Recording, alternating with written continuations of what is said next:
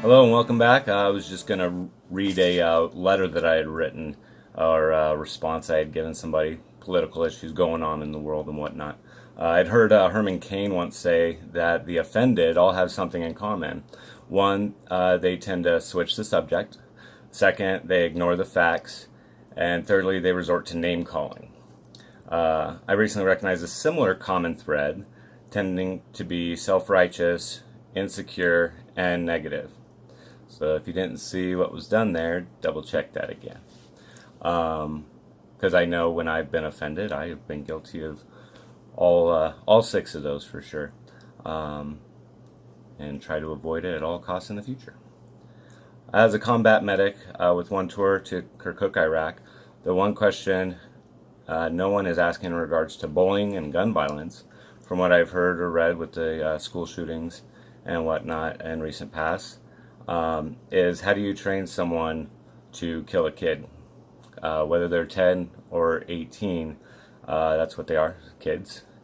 And if the kid is killing other kids, the adult needs to kill a kid. Or perhaps find something less lethal to use against a child assailant.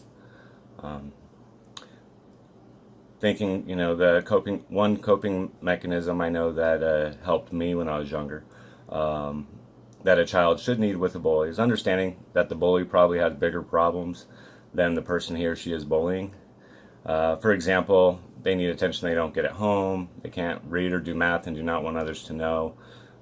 Putting someone down makes them feel bigger because maybe they're abused at home, or something else. My personal favorite coping mechanism that had worked for me is to say, pray for those who persecute you. I've become friends and at least civil with several people that I think had something against me just by praying for them and not having to really interact with them past an uncomfortable situation. Another topic I thought was funny, very ironic, with politics is that if you think the president is a dictator, why would you give up your arms to defend yourself against said dictator? I've been laughing at that one like a month ago, I guess, when it was coming up, because with that, it was like nobody realized that the NRA doesn't sell guns, nor do they do the background checks in order to sell guns.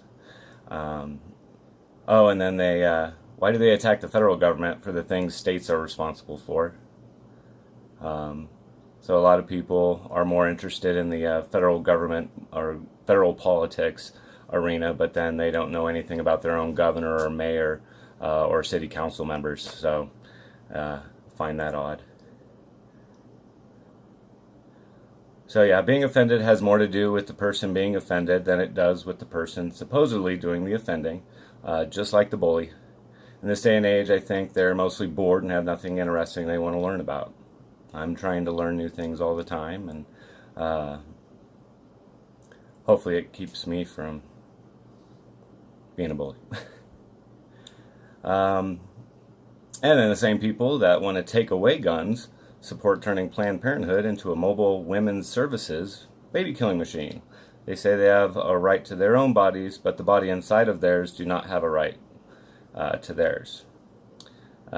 Did some research on cdc.gov, and so in 2014, 652,639 legally induced abortions were reported to the CDC from 49 reporting areas.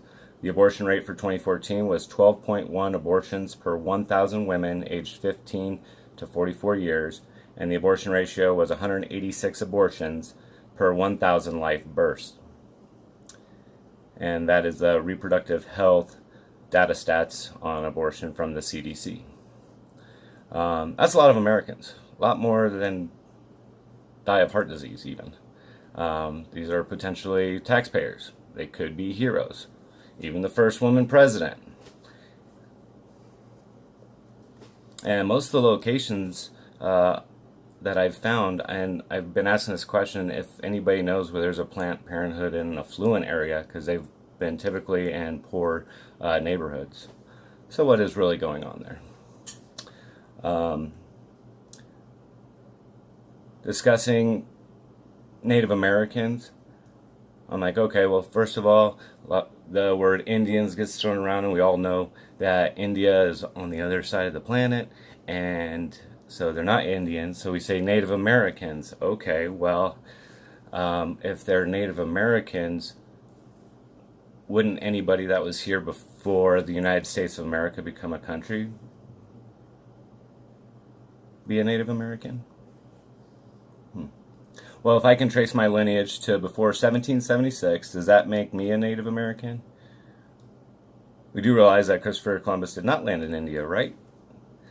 For that matter, Amerigo Vespucci landed in present-day Brazil, not even North America. And on the topic of Americans, aren't all North and South American citizens actually Americans? Making the United States of America citizens statesmen. So when you say America, I mean, I understand you're talking about the United States of America, but if you actually go to the namesake, yeah, you're talking about both continents. So, other questions I had, feel free to leave your answers, comments below. Some questions that I had. How do you move jobs from government, civil service, lobbying, into the entrepreneur private sector, thus minimizing government costs and increasing economic growth? The Department of Veteran Affairs and the Department of Indian Health Services each have bureaucratic issues, including administrative accountability, choice of healthcare provider, accessibility to care in a timely manner, and flexibility. How about separating the provider and payer systems and having those provider systems compete for those payer systems if it's all coming from the government, whether it be the VA, Indian Healthcare Services, Medicare, Medicaid.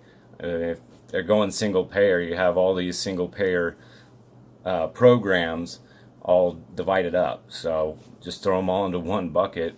I would think federally that would make it less expensive on duplicating all the administrative costs. Another question I had is, the VA touts training many American doctors. Do you think veterans are receiving the highest quality of care by these doctors in training? And should a veteran be able to see any doctor without fear of the VA not paying the bill in a timely manner? So when it comes to VA choice, yeah, it sounds like a great idea, and I live 40 miles away from the nearest VA hospital, but many of them will not accept the VA choice card, the temporary card that was sent out, and so took a different route with that. So some things to think about. We'll talk to you next time.